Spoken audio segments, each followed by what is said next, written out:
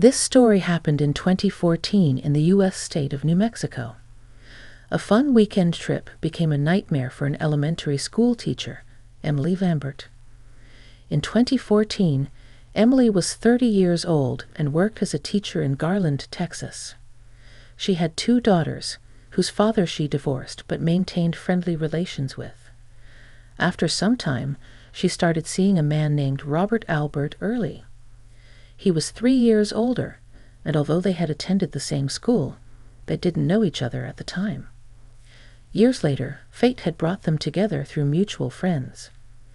Robert made an impression on Emily. The friendly communication between them quickly turned into a romance. They had been dating for 4 months. She even introduced Robert to her parents, Donna and Stephen. Her daughters liked him, and he immediately found a common language with them. When Robert found a job at an oil field in New Mexico, he had to move from Texas. He lived in a hotel in Carlsbad, New Mexico. He and Emily agreed that they would spend the first spring weekend together, leaving her daughters with her parents. Emily went to Carlsbad on Friday, February 28, 2014. The distance between their cities was 500 miles. 8 hours later, she rejoiced at meeting her lover. On Saturday, Emily had a brief phone call with her mother. She was in high spirits and told Donna that she was doing well. On Sunday evening, March 2nd, Emily was supposed to return home. But in the morning of the same day, after leaving the church, her mother, Donna, received a message from Robert asking her to contact him. Robert told Donna that her daughter had gone missing. Emily's boyfriend said they had argued in a bar the night before. After the fight, she left and did not return to the hotel. Her car was still in the parking lot, and her phone was in the room. Donna asked Robert if he had called the police, to which he replied no. She told him to call 911 immediately. Robert informed the 911 operator about Emily's disappearance and said he had spoken with her parents and ex-husband, but they had no idea about her whereabouts. He also mentioned that Emily was drunk when she left the bar. When they arrived at the hotel where the couple was staying, the police saw that Emily's personal belongings were still there, and her car was still parked out front. Her purse with her wallet and documents was in the passenger seat. Why would anyone leave without taking their personal belongings? Robert told the detectives everything that happened the night before Emily disappeared. He went with Emily to a bar located at their hotel. They drank, played pool, and had a good time. But when he started playing with another man, Emily became upset and went to the bar for a drink. While there, she started flirting with a guy in a cowboy hat. That was the reason for their quarrel. Emily said the guy at the bar offered to walk her home. Robert replied she could go with him if she wanted to. After that, Emily left. However, Robert didn't see if she left with the man in the cowboy hat or left alone. When he returned to their hotel room, Emily wasn't there. He thought that she needed some time to calm down and went to bed. When Robert woke up in the morning, Emily still wasn't there. After this, he called her parents, ex-husband, and later the police. 10 hours later, Emily's parents, Stephen and Donna, were already at the Carlsbad police station. They came to file a missing persons report and help find her. Stephen and Donna assured detectives that Emily would never have left her children, her job, and her life of her own free will. Detectives went to the bar to talk to the staff. The staff confirmed that there was an argument between the couple. Robert's story checked out. There were surveillance cameras at the entrance to the bar and in the lobby of the hotel. Recordings from these cameras could help the investigation. Watching the footage, the detectives hoped to gain answers to some of their questions. The most important question was, did Emily leave alone, or did someone accompany her? The recording showed that she left the bar alone at 11:30 p.m. and walked briskly toward her room. Emily didn't look back and didn't speak with anyone. It appeared that she was upset. The CCTV footage also captured the man in the cowboy hat watching Emily leave the bar. Remembering that Robert had mentioned Emily was flirting with the man in the cowboy hat, the detectives assumed that this man could have followed her. He was not the next to leave the bar. However, 4 minutes after Emily left, Robert came out of the bar. The man in the cowboy hat was still standing in the same place. If she had gone to her room, she would have already been there. Soon after, Robert left too. The authorities turned to the media with a request to inform everyone about Emily's disappearance, and her family spread the information through social networks. At the same time, the police started searching and interviewing witnesses. The other hotel guests didn't know anything about Emily's disappearance. They didn't hear or see anything suspicious. That is, except for one man, the man staying next door to Robert Early's room. He stated he heard screams from behind the wall around midnight. With this revelation, the police now believed that Robert had lied when he said that Emily was not in the room when he came from the bar. 58 hours after Emily disappeared, Robert took a polygraph test. Taking the test was his initiative. He wanted the investigators to cross him off the list of suspects. But things didn't go according to Robert's plan. He soon failed the test. When the polygraph examiner informed him about it, he was surprised and said he wanted to retake it. The police didn't allow it. After all, they considered Robert a suspect even before the test, and the fact that he failed the test only strengthened the detective's belief that he knew more than he was letting on. The police interrogated Robert. He changed his initial testimony after learning of the neighbor who heard him and Emily arguing around midnight. Initially, Robert said that Emily was not in their hotel room when he came from the bar. Now that they had caught him lying, he said that Emily was in the room and that he quarreled with her. He and she were both on edge. The amount of alcohol they drank only made the situation worse.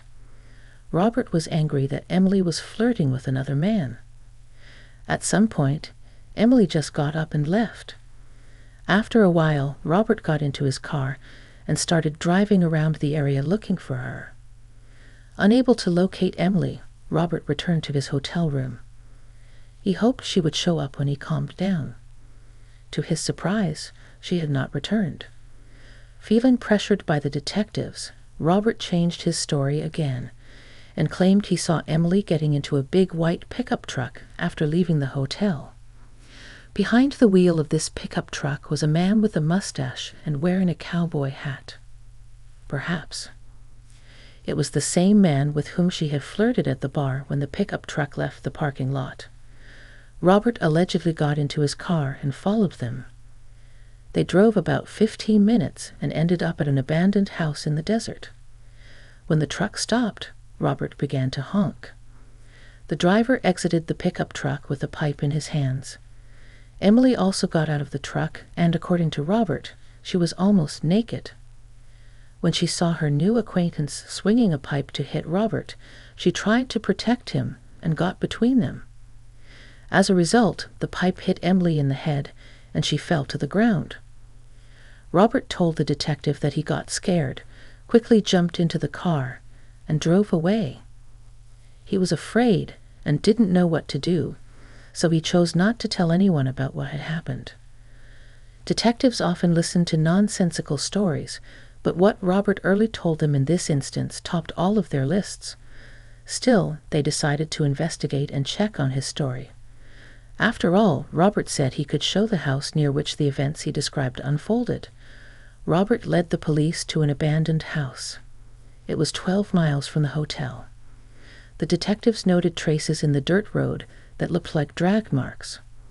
Following the trail behind the barn, they found Emily's lifeless, naked body covered with a metal sheet. Robert was sitting in his car all this time.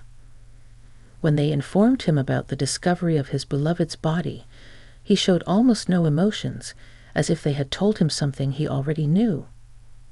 Donna and Stephen were devastated. They could not believe it had happened to them again.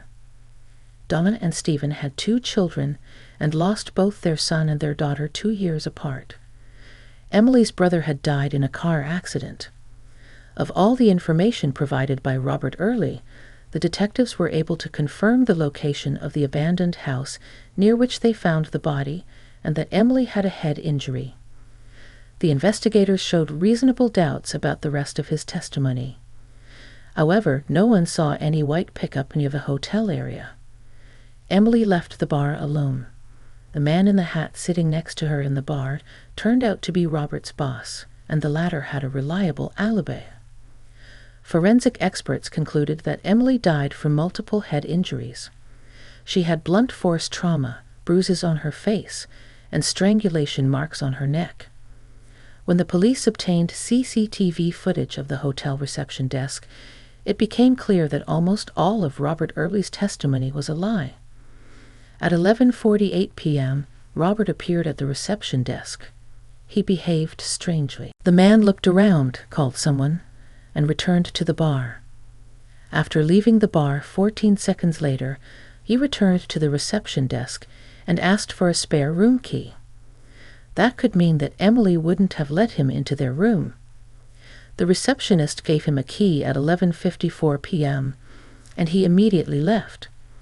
This time coincided with when the neighbor heard the couple quarreling, which means Robert got into the room and did something that eventually led to Emily's death. It became increasingly evident that Robert Early was giving false testimony. There was more and more evidence piling up against him. The detectives established that the person Robert called while at the reception desk was Emily, but that she didn't want to talk to him. After receiving the spare key, he went just outside the room and called Emily again. She didn't answer, and the call went to voicemail. Robert did not hang up and entered the room using the spare key. Because of this, his phone recorded a message to Emily's voicemail. It was rather unusual. It sounded like Emily had recorded herself a voicemail. She screamed that she hated Robert and wanted him to leave. With this in mind, the police interrogated Robert again. They explained to him that nobody believed his story anymore. The detective who conducted the interrogation found a way to convince Robert to tell the truth. He finally admitted that he and Emily started quarreling in the bar because of the man in the cowboy hat. During this quarrel, he said that she could go with anyone and anywhere if she wanted. These words offended Emily, so she turned around and returned to the room when Robert returned from the bar. She wouldn't open the door to their room. That's why he had to get a spare key from the receptionist. He got the key, went inside, and they continued their fight. During the quarrel, Emily said that she was leaving and no longer wanted to have anything to do with Robert. According to him, the quarrel turned into a real fight when Emily decided to leave. He tried to stop her, but she bit his hand and pushed him away. Robert hit his head against the wall and got furious. He punched Emily in the face, and when she fell, he kicked her several times. She was able to stand up, but he did not stop and continued to punch her in the head and face. While telling all this, Robert did not show any emotions. It looked like he had no regrets about what he had done. When Emily lost consciousness, he realized that he had gone too far. But instead of calling an ambulance, he decided to hide the traces of his crime. The hotel room where they stayed could be accessed directly from the parking lot, bypassing the reception desk entirely. That is why no one saw Robert put Emily into his car and drive away. He took her to a remote area where she regained consciousness. He pulled her out of the car, took a car hand pump, and started hitting her on the head with it. Emily's body was too close to the road, so he needed to move it further. But the way he did it was no less horrific. He took a rope, tied one end around Emily's neck, and tied the other to the car. This explained the traces of dragging at the crime scene. He took off all of Emily's clothes, struck a few more blows with the pump, and then covered the body with a metal sheet lying nearby. Next, he left and got rid of the rope, Emily's clothes, and the pump. After the confession, Robert showed the police where he had dumped all of these items. On March 5, 2004, police arrested Robert Early and charged him with taking the life of Emily Lambert and tampering with evidence. Since Emily was still alive when he brought her near the abandoned house, they'd also charged him with kidnapping. After discussing everything with his lawyers, Early changed his testimony again and began to claim that Emily was already dead when he brought her to that remote area. The lawyers wanted to get the charges of kidnapping dropped. If they had been able to convince the court that Emily had died before Robert brought her to the abandoned house, his actions would not have been considered kidnapping. However, forensic experts proved Emily was still alive when Robert hit her on the head with a pump. Thus, his lawyer's plan failed. In May of 2015, the jury found Robert Early guilty on all counts. The court sentenced him to life imprisonment without the possibility of parole. He apologized to Emily's family and said he would change places with her if he could. In 2016, he tried to appeal the verdict, but the court denied his appeal.